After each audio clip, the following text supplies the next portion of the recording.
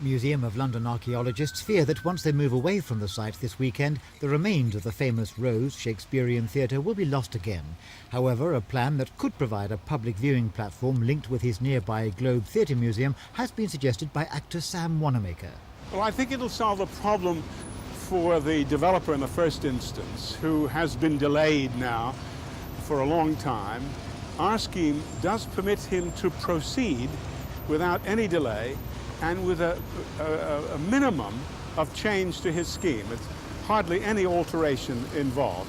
And I think in that sense it's a realistic plan, and it still will allow the preservation of the site and for the general public to be able to go in and see it.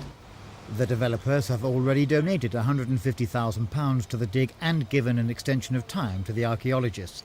And yet the archaeologists are still concerned that the public won't get a proper view of the ruins of their old theatre. Is there any alternative that would make the preservation of the Rose Theatre in its more original form a possibility? In this agreed scheme, we will be encapsulating the remains for posterity, and that has been agreed between us, English Heritage, and the Museum of London. There's no chance that they might be able to have an extension to finish the digging here? Well, we have an agreement with them. It has been extended at least once, and that we will be taking back the site on Monday.